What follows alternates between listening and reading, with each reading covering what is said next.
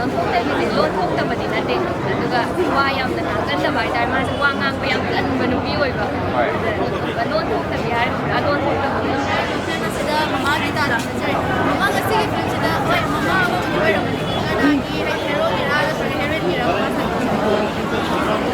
Waktu hai bang amde abi tam tanah tu tapi tu ni. Waktu ki menung tu bawa tu ki macam kalau film sih ni kami ni ada.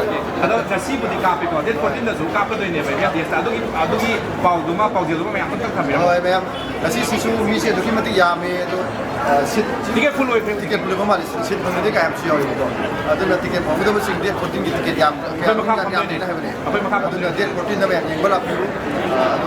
Matang macam. Ready, 1, 2, 3, naga. Aduh, boleh minum awak, nama ke?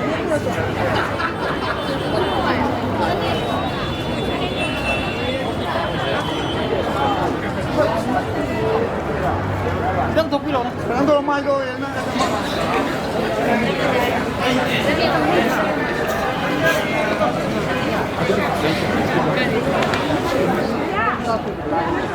Cái này nó. Ăn đi.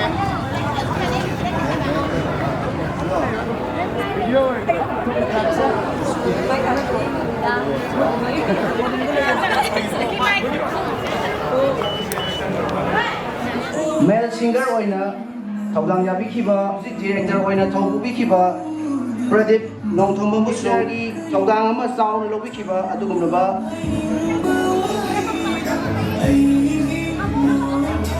thawdang sound lobi diba yamba lamjanba MG busu Wilson ningkem sound stage takka kabir na nixin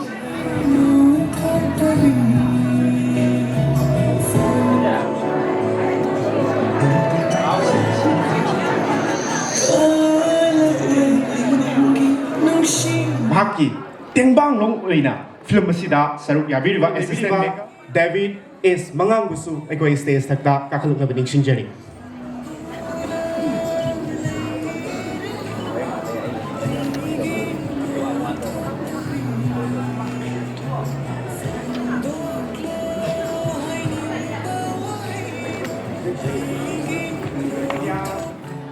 Gita Punishori Berun Saitya Kayanganbi Kaifa New Singasi Ekoi stage da kata nekhan pir kata ba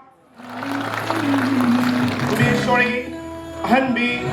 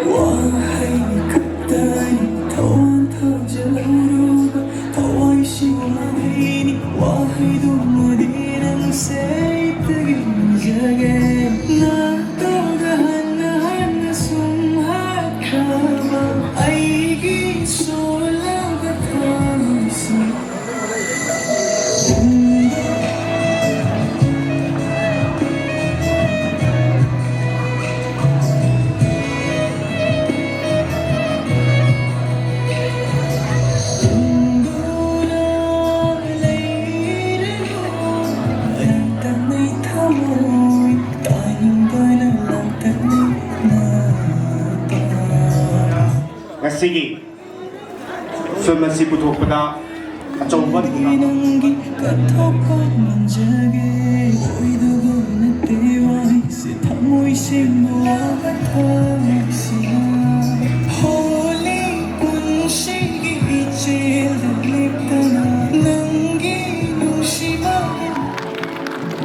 assistant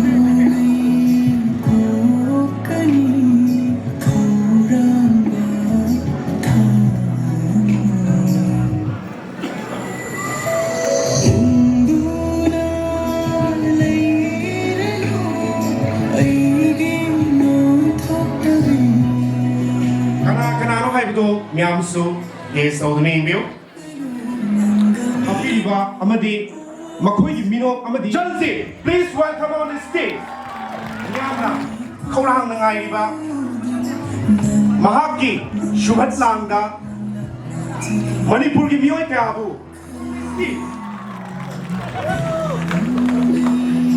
hai mo nabi kiba cinematography amadi editor ki thawai lo kiba ko na ba matamda mahaki leisaba talent khrimak puthokyo na please welcome on the stage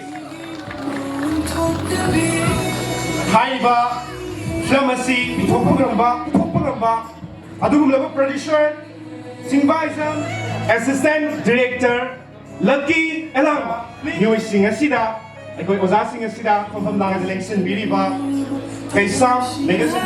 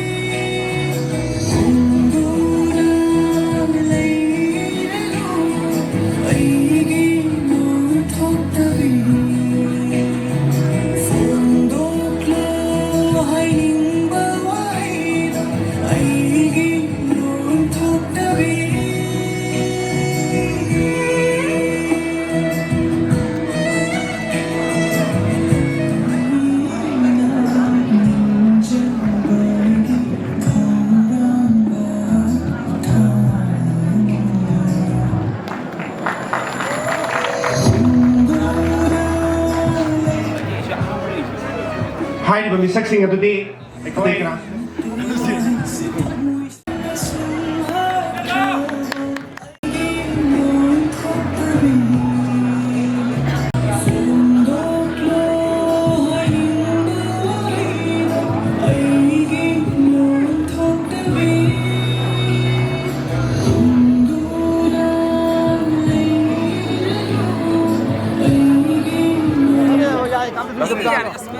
Kemudian lawan ya, plug satu. Irengbams ya. Ayo, para pun mikro.